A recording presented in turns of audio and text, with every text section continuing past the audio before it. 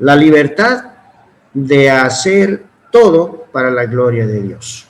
¿No es cierto? Ese es el título del mensaje. Enseguida vamos a leer el texto. Pero a manera de introducción comento, sin lugar a dudas, uno de los que ahora está de moda, ¿no? Derechos fundamentales del humano, del ser humano, que ha marcado la historia a través de las generaciones, es la libertad.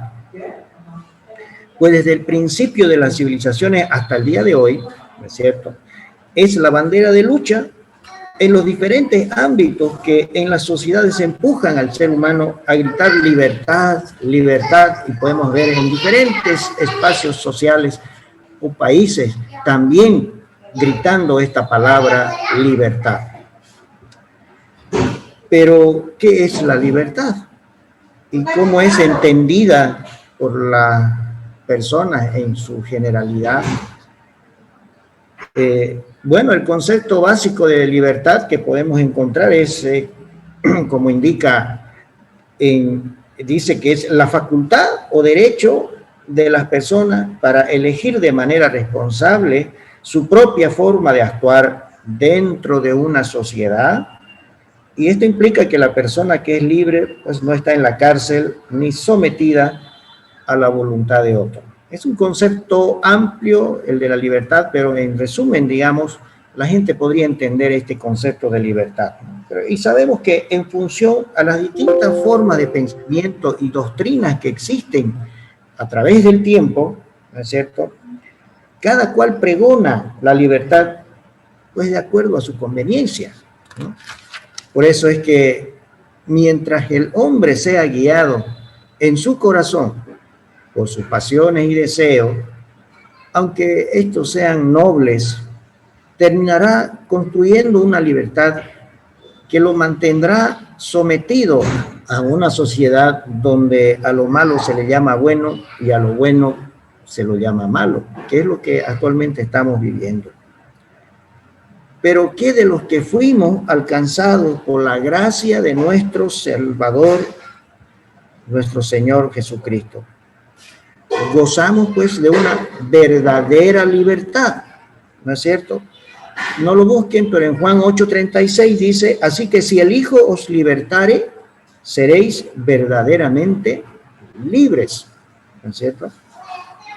Pero la pregunta que viene al caso es, ¿y qué haremos con esta libertad que le costó un alto precio a nuestro Salvador? El consejo de la palabra de Dios que veremos hoy nos indica que es necesario subordinar la libertad personal a la gloria de Dios y al bien del hermano. Actitud que puede generar una sana y edificante comunión con Dios. Porque la libertad mal entendida, hermanos, nos puede llevar a participar de actividades y eventos que no están dentro del reino de Dios en referencia al cumplimiento de sus propósitos.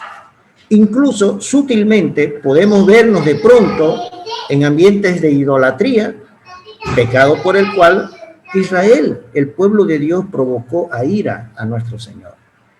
La libertad ha de emplearse en humildad para la gloria de Dios y para el bien del otro y de todos los demás. Es importante notar que no hay, hermanos, actuación cristiana que no tenga su significado espiritual, aún tratándose de algo tan simple como el comer, el beber, el jugar, el trabajar, en sus diversas formas, ¿no es cierto? Una vez que nosotros llegamos al reino de la luz de nuestro Señor, cada actitud, cada acción que tengamos tiene un mensaje espiritual, porque ya no vivimos más en la carne, sino en el espíritu, ¿cierto? Eso quiere decir esto. Pues bien, veamos el texto de esta mañana y les invito a que abran sus Biblias en la carta de Pablo a los Corintios, capítulo 10, y vamos a leer desde el versículo 23 al, 11:1, pero es hasta el 33, ¿no? La primera parte. Capítulo 10, primera de Corintios, versículos del 23 al 33 y vamos a abarcar el primer versículo del capítulo 11. Así que les invito a que me acompañen en la lectura de esta porción de la palabra. Dice la palabra del Señor en este texto. Capítulo 10, 1 Corintios, empezamos con el versículo 23. Dice, todo me es lícito, pero no todo conviene. Un pasaje conocido por todos nosotros, ¿no? Todo me es lícito, pero no todo edifica. Ninguno busque su propio bien, sino el del otro. De todo lo que se vende en la carnicería, comed sin preguntar nada por motivos de conciencia. Porque del Señor es la tierra y su plenitud. Si algún incrédulo os invita y queréis ir, de todo lo que os ponga delante, comed, sin preguntar nada por motivos de conciencia. Mas si alguien os dijere, esto fue sacrificado a los ídolos, no lo comáis, por causa de aquel que lo declaró, y por motivos de conciencia, porque del Señor es la tierra y su plenitud. La conciencia, digo, no la tuya, sino la del otro. Pues, ¿por qué se ha de juzgar mi libertad por la conciencia de otro? Y si yo con agradecimiento participo, ¿por qué he de ser censurado por aquello de lo que doy gracias? Si pues coméis o bebéis o hacéis otra cosa, hacedlo todo para la gloria de Dios. No seáis tropiezo ni a judíos, ni a gentiles, ni a la iglesia de Dios. Como también yo, en todas las cosas, agrado a todos, no procurando mi propio beneficio, sino de muchos, para que sean salvos, ¿no? Y el 11.1, que es parte del final de este capítulo 10 prácticamente, dice, sed imitadores de mí, así como yo de Cristo. Hermanos, algo importante que debemos aclarar. Nuestra tarea que tenemos, o sea, la tarea que tenemos los predicadores, lo que nos toca a veces es compartir la palabra, ¿no es cierto? En realidad no es decirles lo que tienen o no tienen que hacer, sino mostrarles principios que están en la palabra de Dios, para que todos podamos conducirnos de modo que nuestras vidas pues sean agradables a Dios. Y esa siempre es la motivación y la intención, al menos aquí en la congregación, para que la palabra sea bendecida en cada uno de nosotros. Es ella la que nos guía y nos exhorta, ¿no es cierto? Y en esta porción de la palabra existen claramente, que ustedes ya los conocían, los conocemos, dos principios que nos ayudarán a usar nuestra libertad con sabiduría, ¿no? El principio número 1 está en el versículo 23 y 24, ¿no? Donde dice, todo me es lícito, pero no todo conviene. Todo me es lícito, pero no todo edifica. Ninguno busque su propio bien, sino el del otro. Ahora bien, para comprender de mejor forma lo que Pablo nos quiere enseñar en esta porción de la palabra, es necesario ver un poco de contexto y así encontrar las aplicaciones para nuestras vidas. En la primera parte del capítulo 10, Pablo les amonesta sobre la idolatría a los nuevos creyentes en Corinto. A estos hermanos, ¿no es cierto?, les estaba costando llevar la nueva vida en Cristo, pues ellos vivían hace muchos años en una ciudad pagana donde era habitual el sacrificio de animales a otros dioses, ¿no? Por eso ya en el capítulo 8 del versículo 5 al 7, ¿ya?, ahí atrásito nomás, les vuelve a recordar la preeminencia de Dios Padre y del Señor Jesucristo a estos queridos hermanos en Corinto. Y esa porción de la palabra dice así, capítulo 8, 1 Corintios, versículos 5 al 7. Pues aunque haya algunos que se llamen dioses, sea en el cielo o en la tierra, como hay muchos dioses y muchos señores, para nosotros, sin embargo, solo hay un Dios, el Padre, del cual proceden todas las cosas, y nosotros somos para Él. Y un Señor, Jesucristo, por medio del cual son todas las cosas, y nosotros por medio de Él. Pero no todos pero no en todos hay este conocimiento, decía Pablo a los hermanos en Corinto, porque algunos, habituados hasta aquí a los ídolos, comen como sacrificado a ídolos y su conciencia, siendo débil, se contamina. En realidad, de capítulo 8 y 9 es parte de un bloque de pensamiento que termina en el capítulo 10, de lo que Pablo les quería enseñar a estos hermanos en Corinto. Imagínense, muchos años, generaciones, los hermanos tenían la costumbre, ¿no?, de ver y vivir en un ambiente donde habían diferentes tipos de dioses, se sacrificaba animales a diferentes dioses, paganos, ajenos, falsos, etc. Ellos vivían en ese ambiente. Entonces de pronto llega la verdad, ilumina sus vidas. Era difícil para ellos desenvolverse dentro de una sociedad donde estaban acostumbrados a diferentes hábitos y actitudes. Por eso dice el hermano Pablo, algunos todavía habituados a los sacrificios, a los ídolos, ¿no?, tenían todavía la conciencia débil, ¿no?, y se contaminaban comiendo de los sacrificados. Y para ellos casi, en realidad, casi como si fuera normal, digamos, no había algo, pero era por falta de conocimiento, ¿no es cierto? Y aquí podemos entrar en una especie de aplicación primera, ¿no es cierto? Cuando nosotros llegamos, hermanos, a ser alcanzados por la gracia de Dios y comenzamos una nueva vida en Cristo, ¿ya?, somos sacados de un mundo donde era normal participar de eventos y prácticas que ni nos percatábamos que eran en esencia idolátricas. ¿A qué me refiero? Vamos a dar un ejemplo para que lo entendamos.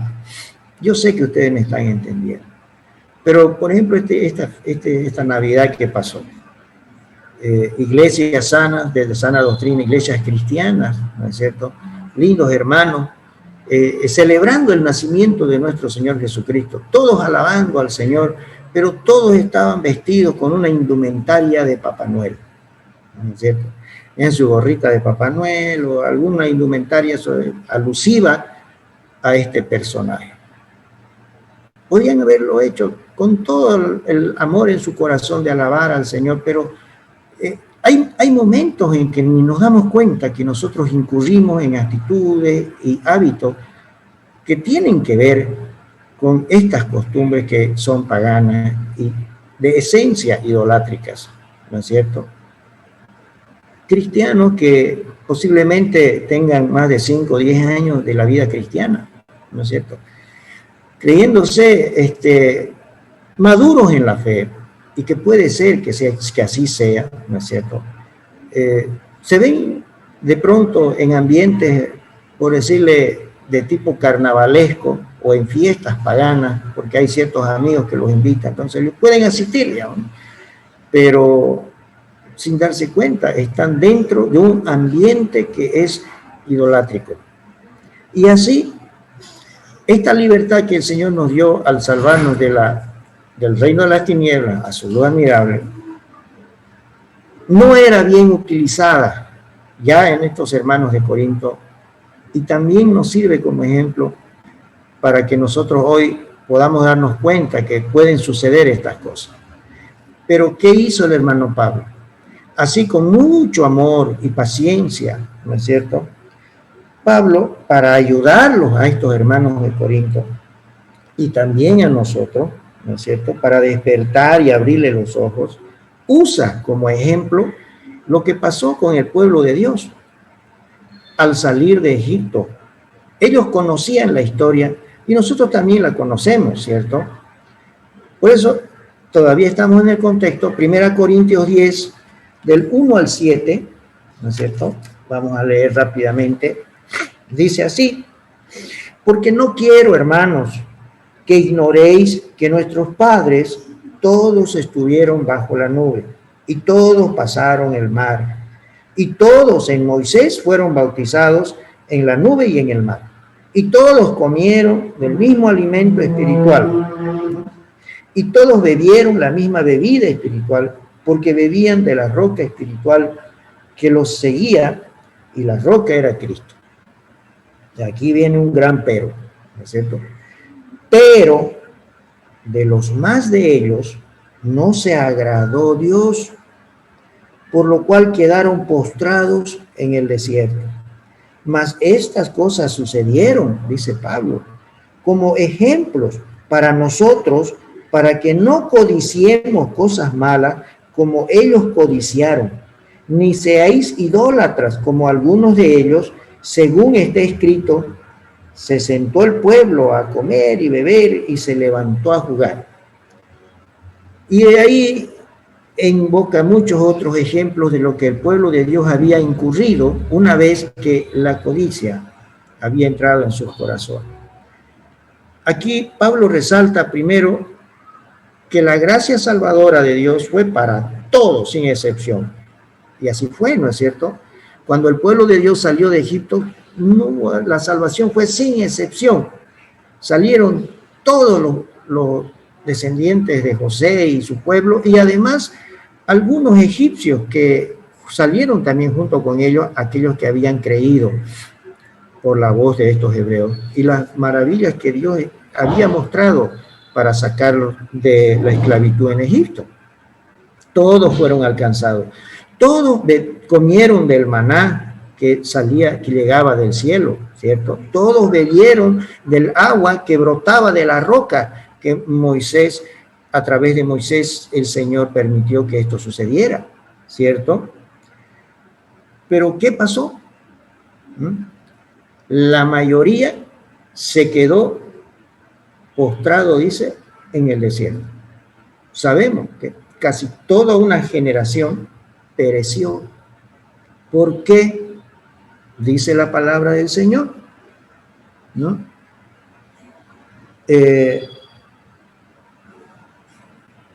Porque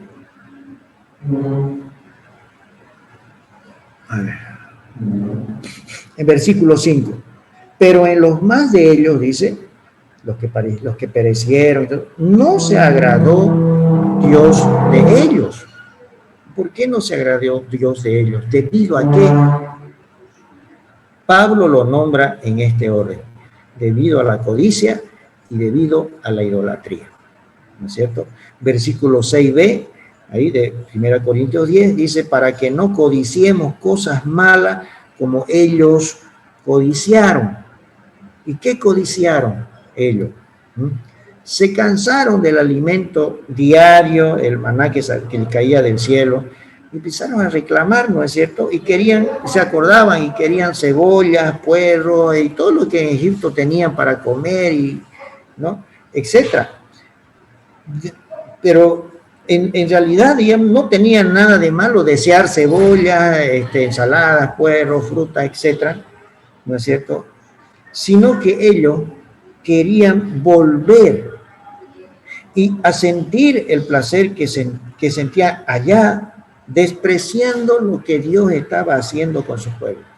Había entrado en su corazón ese sentimiento, ¿no? Y para ellos esto era un error grande, y despreciaron lo que Dios estaba haciendo.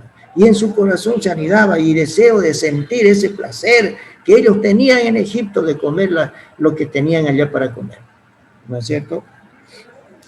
Entonces, así también nosotros, hermanos, todos los que salimos de la esclavitud del mundo, a veces nos cansamos de lo mismo y ya no leemos la palabra de Dios como deberíamos leerla, ya no nos quema el corazón para congregarnos, ¿no?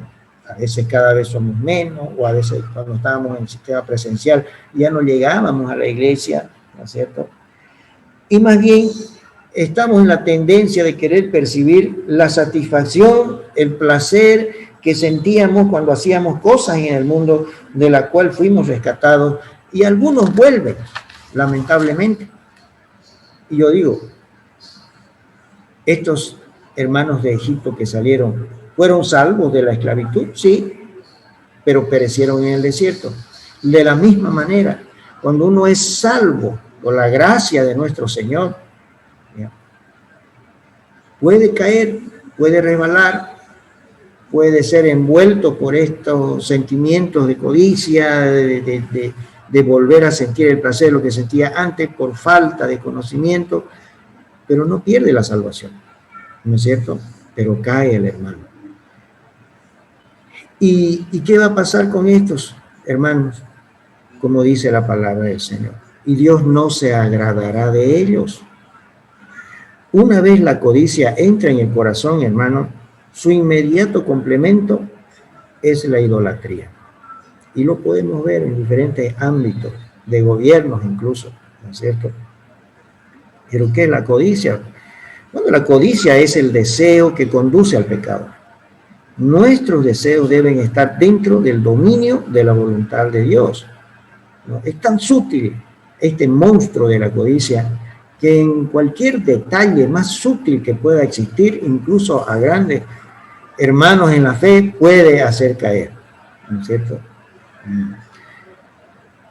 Pablo nos dice en el versículo 10-12, así que el que piensa estar firme, mire que no caiga. Y para animarnos, ahí está, no es todo juzgando, es también esperanza, el versículo más conocido, versículo 13 del capítulo 10, ¿no? Donde nos dice, no os ha sobrevenido ninguna tentación que no sea humana, pero fiel es Dios que no os dejará ser tentados más de lo que podéis resistir, sino que dará también juntamente con él la tentación, y con la tentación la salida para que podáis resistir.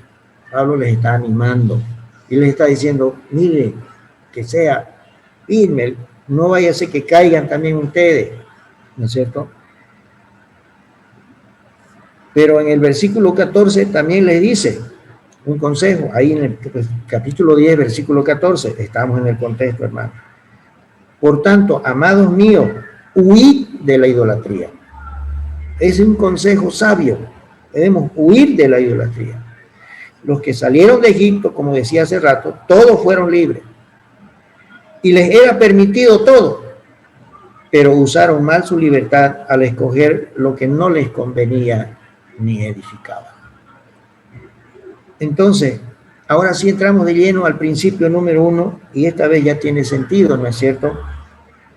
Versículo 23, todo me es lícito, pero no todo me conviene, todo me es lícito, pero no todo me edifica. Y para entenderlo mejor, tal vez una ilustración más práctica, actual.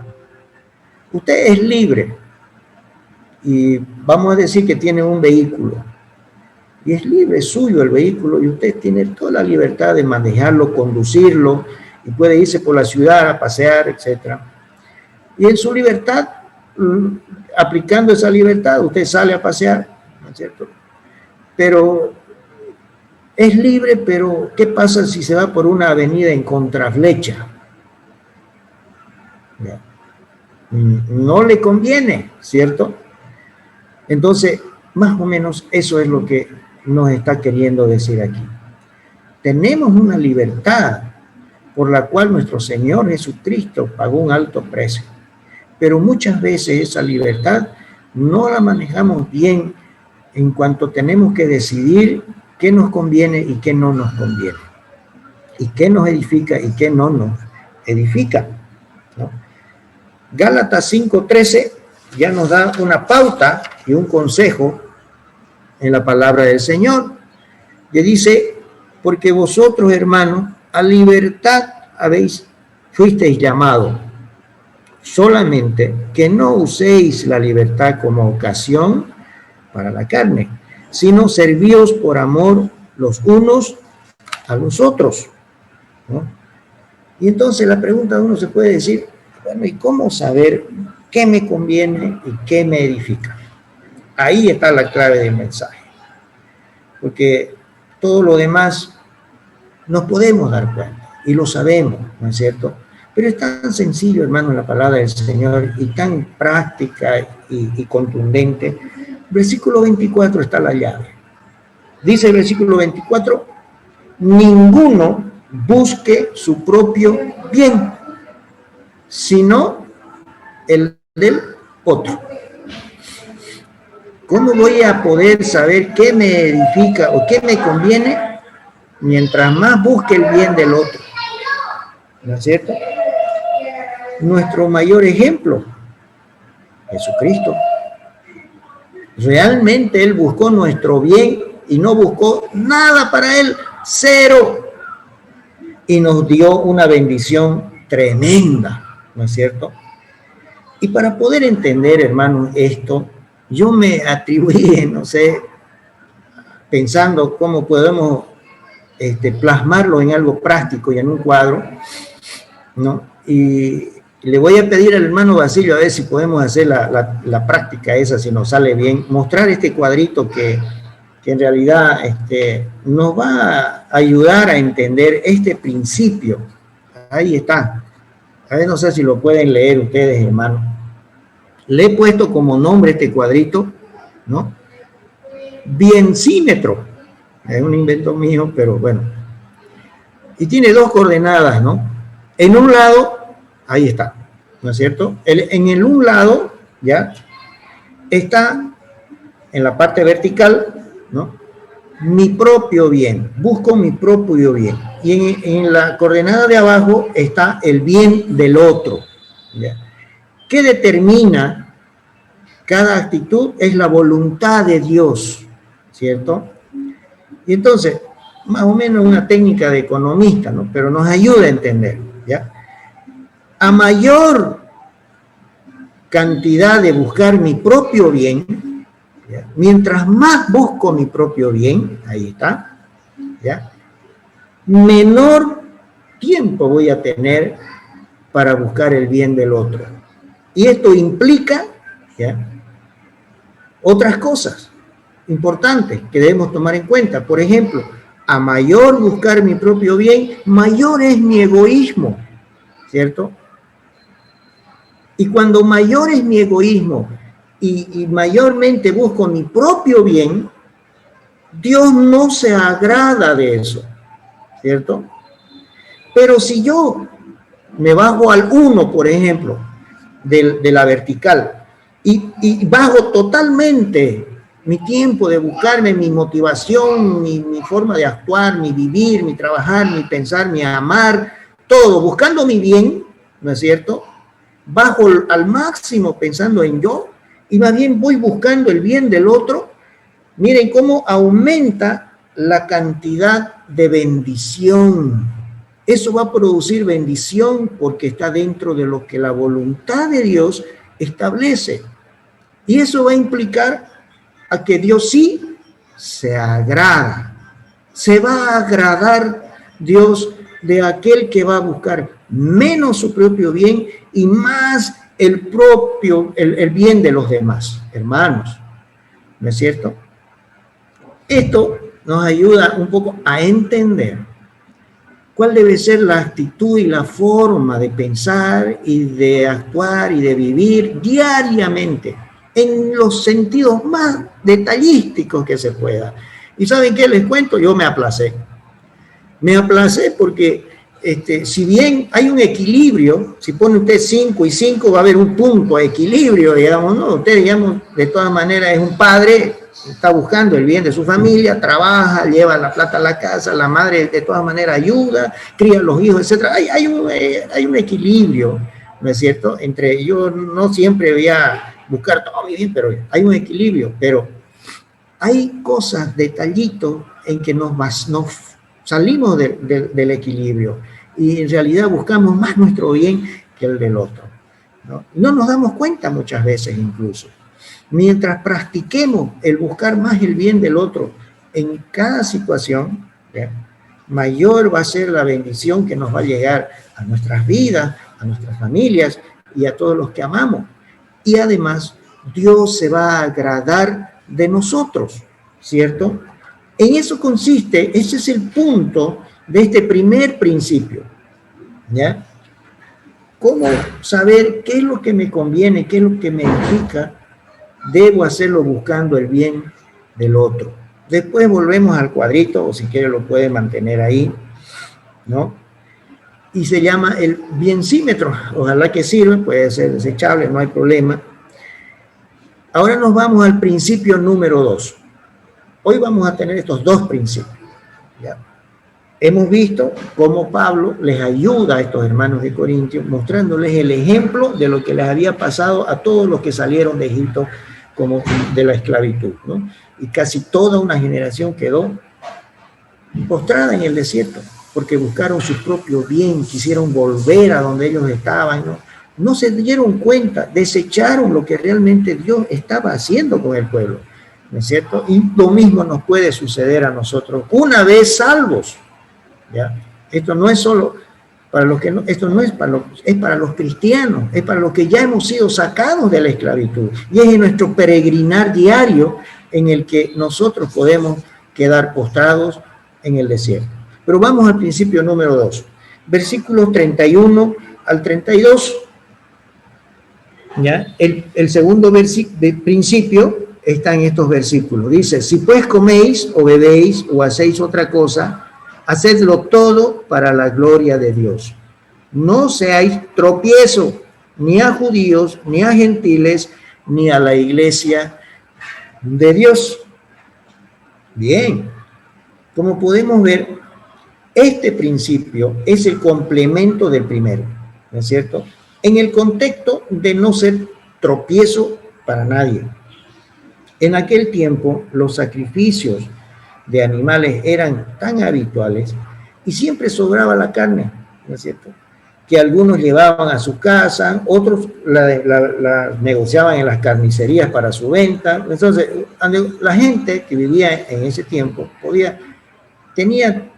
no sabía si la carne ofrecía los sacrificios o era faineada para la venta de ese día, toda una mezcla, ¿no es cierto?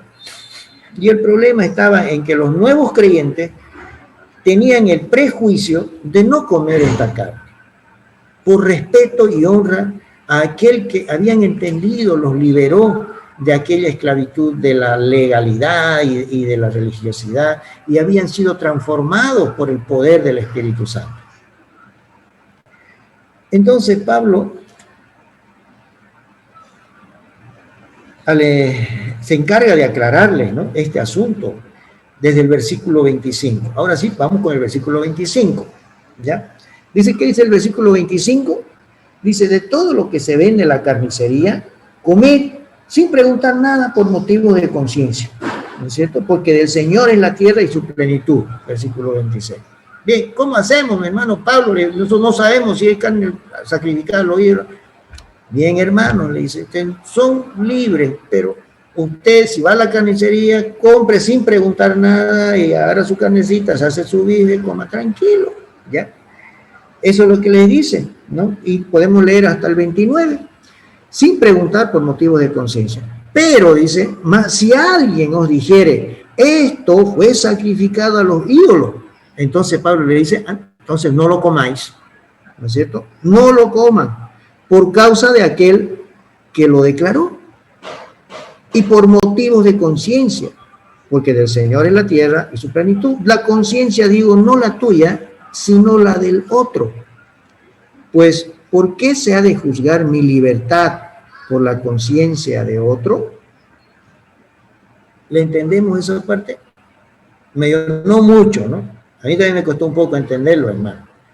Pero aquí Pablo está enfatizando la libertad, ¿ya? Yo tengo esa libertad genuina, limpia, llena de gracia, poder que el Señor me da a través de mi Salvador. Y lo mismo les dio a los hermanos corintios al empezar la iglesia de Jesucristo en esta ciudad.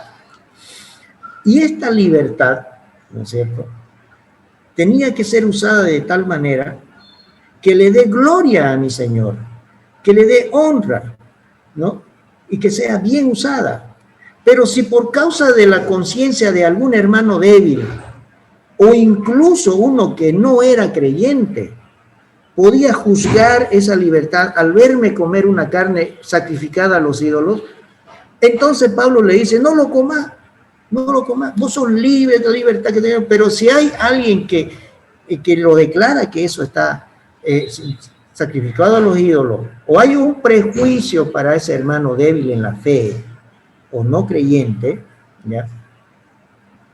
¿Por qué va a ser mi libertad juzgada por la conciencia de otro? Prefiero yo no comer y tenerla mi libertad intacta en la intención y motivación de darle gloria a mi Señor. ¿Me dejo entender? Vamos a buscar algunos ejemplos y algunas figuraciones. Aterrizando en el consejo de no ser tropiezo para nadie, como ya les había encargado sobre esto, ya Pablo en el capítulo 8, del versículo 9 al 12, ahí lo vamos a entender mejor. Vámonos un ratito al capítulo 8, que está atrasito, y leemos del 9 al 12, y dice así la palabra del Señor. Les dice a estos hermanos en Corinto, y que nos dice a nosotros también, ¿no?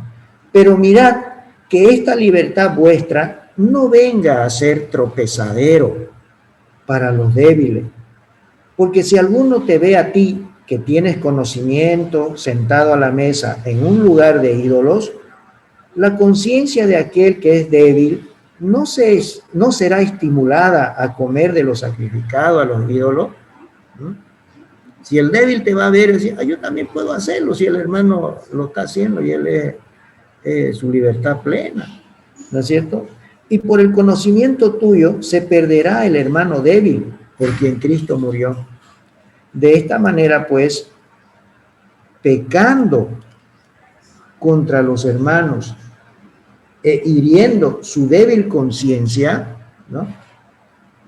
Contra Cristo pecáis. ¡Wow! No había sido sencillo. El verse involucrado en dañar la conciencia de algún otro débil, la palabra de Dios nos está diciendo aquí, en el versículo 12, ¿no? Hermanos, e hiriendo su débil conciencia, contra Cristo pecáis. Por lo cual, dice, si la comida es a mi hermano ocasión de caer, dice Pablo, ¿no? Allá poniendo el ejemplo, si fuera comida, no comeré carne jamás, para no poner tropiezo a mi hermano. ¿Cierto? ¿Cuál es la aplicación para nosotros en este sentido? El que valora la libertad en Cristo, ¿ya? Para evitar que ésta sea juzgada por la conciencia de otro, como dijimos, ¿qué hacer? Debo dejar de practicar cualquier cosa que dañe mi testimonio por amor y la conciencia de los más débiles, ¿cierto? Y esto vuelve a tocar la llave, ¿no es cierto?, de buscar el bien de los otros, ¿cierto? Como lo dice en el versículo 33 del capítulo 10, Pablo dice así, como también yo en todas las cosas agrado a todos, no procurando mi propio beneficio, sino el de muchos para que sean salvos, ¿no? El propósito final de nuestra actitud y de usar bien nuestra libertad, si bien es para darle gloria a Dios, es también para que muchos sean salvos, porque Cristo murió por ellos, ¿cierto? Y este principio, si bien es para todos los hijos de Dios, ¿no?, en mayor medida es exigible para los líderes de la iglesia, ¿no es cierto? Los líderes de la iglesia de Cristo. Pablo encarga no ser tropiezo, ¿ya?, ni a judíos, bueno, pocos tendremos relación con algunos judíos, pero algunos sí pueden ser algunos hermanos. A nosotros nos atañe en esta parte que dice ni a gentiles, o sea, no ser tropiezo ni a judíos, ni a gentiles. Para nosotros los gentiles aquí es los que no son creyentes, los que todavía no han recibido al Señor Jesucristo. No seamos tropiezo para ellos, pero también no ser tropiezo para la iglesia de Cristo, o sea, para mis hermanos, para aquellos que están empezando su fe en el Señor Jesucristo, para aquellos que van llegando a la iglesia del Señor Jesucristo, y también para todos los otros hermanos que componen el cuerpo de Cristo. ¿No es cierto? Hermanos, pues un líder de la iglesia de Cristo debe ser ejemplo ante los no cristianos y los hermanos de la iglesia, en ser referente de no buscar su propio bien, ¿cierto?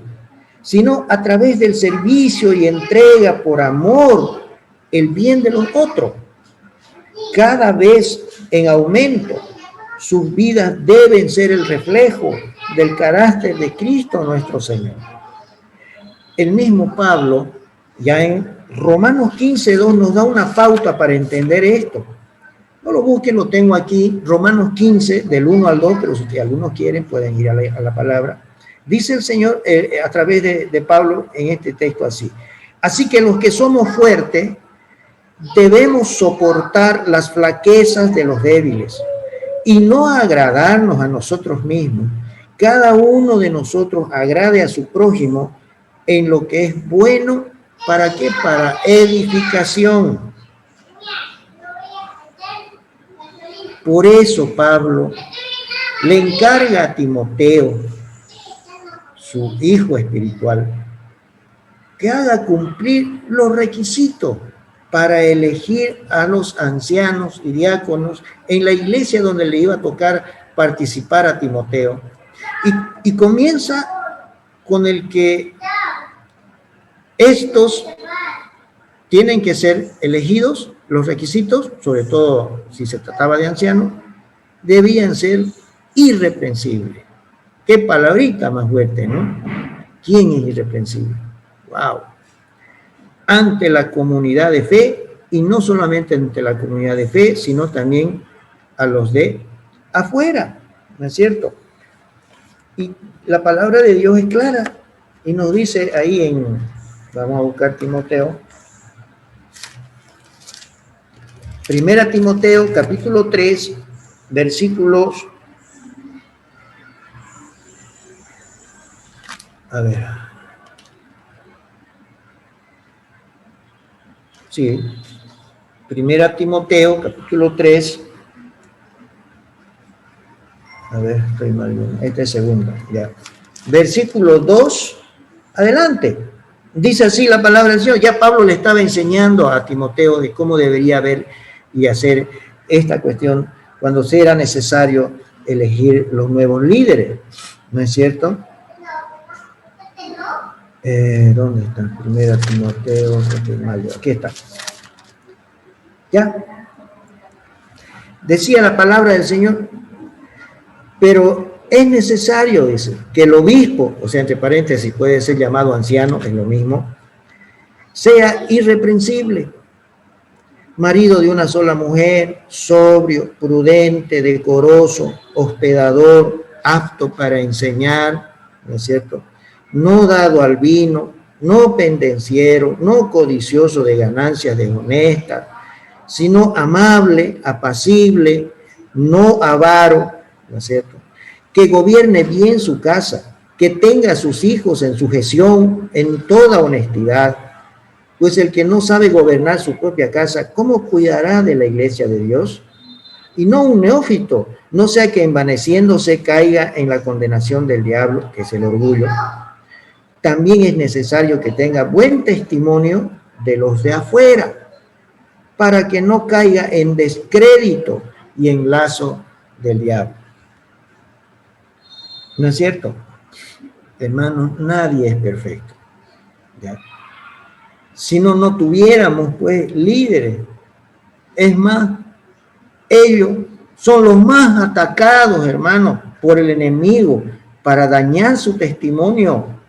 Y es aquí que el líder debe usar su libertad en Cristo, ¿no es cierto?, que le dio para pedir perdón Si en su conciencia sabe que ha fallado en algo, y con humildad seguir creciendo en mostrar la imagen de su Salvador. ¿Para qué? Pues para la gloria de Dios Padre, ¿no es cierto? En algunas aseveraciones que a veces me gusta leer del predicador Paul Washer, una de esas en algún momento decía: la gran comisión no tiene nada que ver con el éxito de tu ministerio, sino con el avance del nombre de Cristo y su gloria. Tiene parte, mucha verdad en esta aclaración. Así, volvemos al segundo principio del versículo 31, 1 Corintios 10, 31, que dice: si pues coméis o bebéis o hacéis otra cosa, hacedlo todo para la gloria de Dios. ¿No es cierto? El hecho,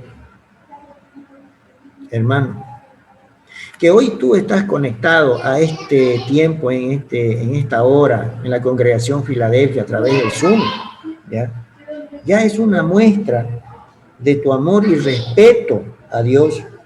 Le estás dando la gloria a Él. Tenemos diferentes formas de darle gloria al Señor, ¿cierto? Y otra vez nos va a servir el cuadrito, ¿no es cierto?, que engloba los dos principios que ya el hermano lo muestra ahí. Mientras nosotros busquemos nuestro propio bien, nos vamos a ir alejando de la voluntad de Dios, ¿no es cierto? Y no vamos a tener la bendición que el Señor quisiera regalarnos si no vamos a hacer su voluntad, ¿cierto? Mientras más busque el bien del otro, y si he caído y sé en mi conciencia que he hecho algo, pues con humildad en mi corazón el Señor va a ver que hay un arrepentimiento, y Él es el que le va a dar el crecimiento para sus propósitos en la vida de todo aquel que decida actuar de esa manera. Para terminar, quiero solamente decirles esto, hermanos. ¿Tú sabías que al Señor le duele que no le respetemos, honremos, que no le demos la gloria como Él se merece y es digno? Pues le duele, porque Él mismo lo dijo, ¿no? Y les voy a invitar que leamos el versículo 36, el capítulo 36 de Ezequiel, versículo 21. Ezequiel 36, versículo 21. Con esto vamos a terminar.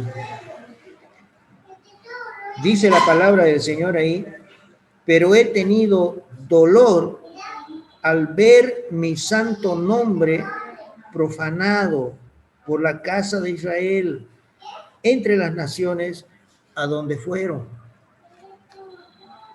Dice Dios: pero he tenido dolor. Le duele al Señor.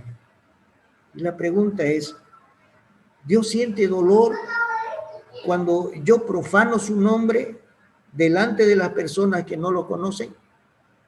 Porque así rapidito, este contexto de este versículo era que el pueblo de Dios, cuando llegó a esas naciones paganas, a las naciones que estaban esparcidas por donde ellos estaban pasando, se metieron de tal manera que en vez de que ellos sean testimonio, luz de su fe verdadera en aquel que los había salvado, se empezaron a dejar llevar por los hábitos y costumbres de las naciones que no conocían al Señor y se volvieron idólatras, se juntaron con mujeres que no deberían juntarse, etcétera, etcétera, etcétera, etcétera. Y a Dios le dolió, ¿no es cierto? ¿Por qué? Dice: porque no me dieron el respeto y la honra, no hicieron quedar bien mi nombre delante de aquellos que no me conocían.